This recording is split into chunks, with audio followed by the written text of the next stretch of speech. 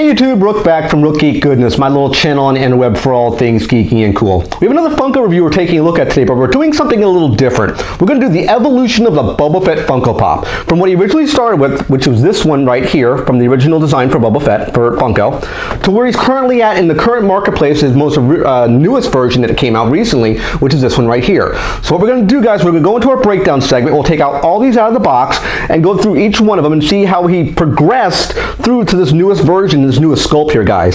So stay tuned. I'll be back shortly in the breakdown segment, guys. Okay, guys, we're in our breakdown segment looking at the evolution of the Funko Pops for Boba Fett. Now, the very first one they came out with, which was this one right here. So let's take a look at his packaging if you guys never seen it before. It's your typical Funko box that you would normally see. A rendition of what the front art would look like, the side, and of course the back, which would showcase all the original figures that in this particular wave that came out many years ago, actually. So if we look at the actual design here, it showcases him in his armor. It might not come out really clear here, but it is the kind of off-color greenish color with the red tint that he's very, very known for. He has great sculpt work here, great paint. He has even his little antenna. He has a bobblehead, as you can see, and he has his blaster. He is able to detach from the base, as you can see, which is kind of cool. So you could display him either with the base or without the base. I like to leave it on the base. That was the first one. Now we have this one here, which is the prototype armor. Now this was a Walgreens exclusive, and if you notice here, we have the old design. This wasn't the original design for Walgreens. They actually had this was the original design for the Walgreens exclusives. They changed the actual logo to the new white one, which is like the oval, and it says Walgreens on it. So this is the original Walgreens design they had here, guys. And if you notice, you have the side shot, and of course the back. Now this showcases the original figures in that wave. This was a 4-pack, which was different. If you look at this box here, different figures, as you can see.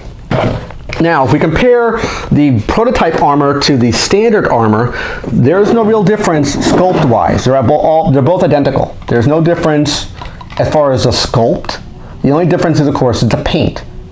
Now, speaking of the paint, just to give you guys a little history lesson, because I always like to give information out when I do my videos. The original, from what I did my research on, Ralph McQuarrie, which was a concept artist that did the original Star Wars designs many, many, many years ago, made this type of design, just white armor. That's how Boba Fett originally looked. That's why you'll see him saying concept art or prototype armor, and any type of things you see white, this white armor design. And that's how he originally looked in the original Star Wars concept art. Now, from what I heard, and this may be a rumor, may not be true, if I'm wrong, you can let me know in the comments section, the original white design became the design basically spun off to make the Stormtroopers. Again, I may or may not be right on that. You can correct me in the comment section below. But again, he does showcase the double post, as you can see here. Same deal as the other one, no difference except again the paint variant, as we saw between the original one and the white one. Now, this one over here is the newest one that came out with. This is part of this, what's called the Smuggler's Bounty, as you can see over here, guys.